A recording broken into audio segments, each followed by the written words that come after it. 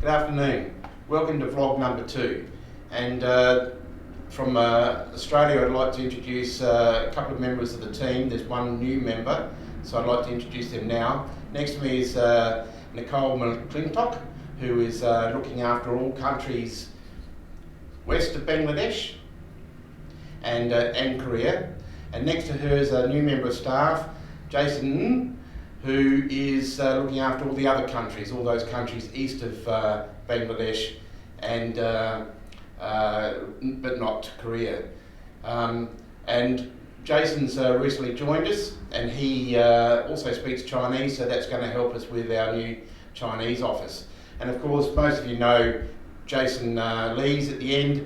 Jason's been promoted to the International Communications Manager, and he's responsible for what these two people do in liaising with the RO. So I thought it'd be a good opportunity for you to say, or for them to say hello to you. Hello. Okay, so I've sent those characters back to work, and there's a few things I'd like to share with you. I'll actually be publishing another policy email later today or tomorrow, but I just wanted to run through a couple of things. As you know, the transition arrangements for the new ISO 9001 and 14001 have been published. They're in the respective work instructions, and I sent all ROs a letter about that. I assume that all ROs have passed on that information to their clients. This must be done very soon. If it hasn't been done by now, it can't wait until the next audit. So please, if you haven't done so before now, make sure that all TQCSI clients in your area have been advised of the new transition arrangements. Also, impress upon your auditors that they must do an approved ISO standards transition course, approved by us, and do that course. If they're not doing the JLB course, then they have to do another course, but we will say whether it's okay or not.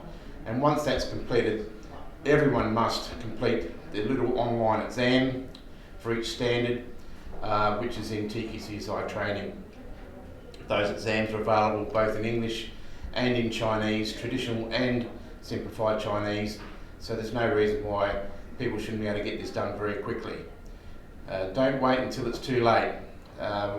You've got lots of notice here, and so when clients want to get certified against a new standard, we can only use auditors that have been approved for the new standard.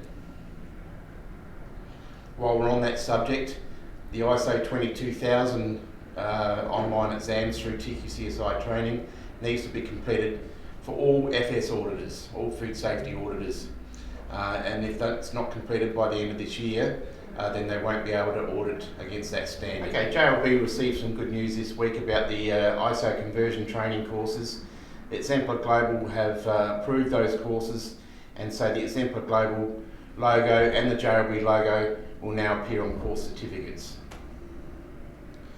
We're currently reviewing Work Instruction 29 and completely reviewing it so that it's easier for auditors to use when they're writing their audit reports, particularly identifying what must be discussed in those audit summaries.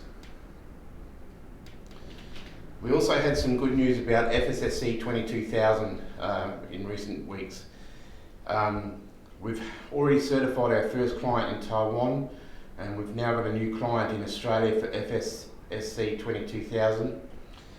We've also been advised by the foundation who run FSSC 22000 that JLB training courses will be approved, and auditors who undertake that training through JLB will be able to be registered with the foundation to be able to audit against FSSC 22000. What I envisage is that auditors who have undertaken an internal auditor course first, the 2-day module AU for instance, they must do that as a prerequisite, and then the actual FSSC 22000 training course will be a 5-day course, but it will also include module FS. In other words, they will get 2 certificates from that course, one for FSSC 22000 and one for ISO 22000. I hope to have that course written over the new year. Certainly by February it will be available, and we'll be able to run those courses throughout the world, and therefore register our new auditors for FSSC 22000. ISO 27001 accreditation. We are currently being witness assessed for a client in Australia to get that accreditation for information security. TQCSI Trading. As discussed in the TQCSI conference, we have joined with a company called Quality Trade to provide enhanced services to our clients. Quality Trade is a means by which clients can advertise their products through the website, not unlike Alibaba.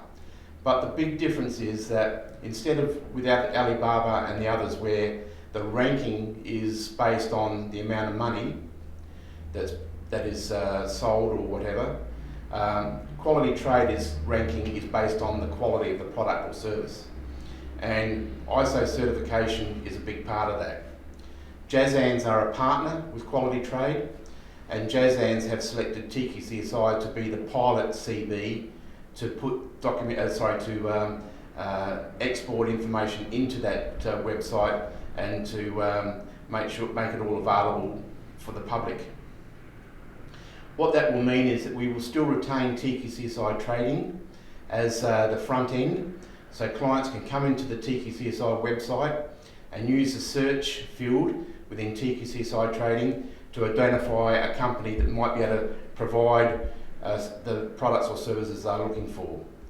But then on selecting that client, they will then be punched through to Quality Trade, where our clients can put all their products and services and descriptions of products and photos, etc. if they want to. So it's a service that's going to be free for our clients, and it's an exceptional way of our clients being able to promote their own products and services. And it's a very good value add for our clients. More information will be coming out soon about that. It will be a service where clients can opt out if they don't want to be involved, but I don't know why they wouldn't want to. It's free. The other interesting thing about TQCSI Trading and Quality Trade is that because TQCSI qualifies the products and services that our clients can change in the Quality Trade website, we qualify that through our auditors during each audit, and it's actually report on it in the audit reports. Then no other CB does that, and that's giving our clients an even higher ranking within Quality Trade. NUTS competencies.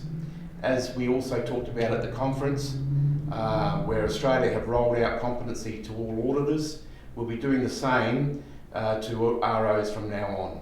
So competencies, which is in NUTS, will be used by regional officers to start assessing their auditors for various criteria where we need to know what their competencies are.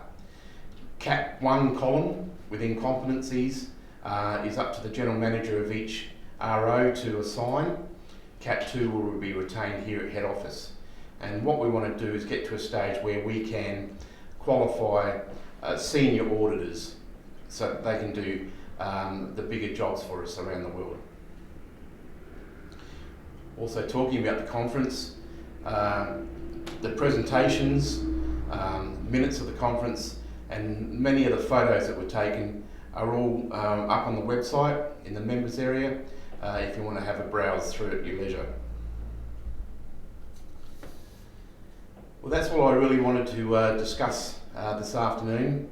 Australia is marching very quickly towards summer.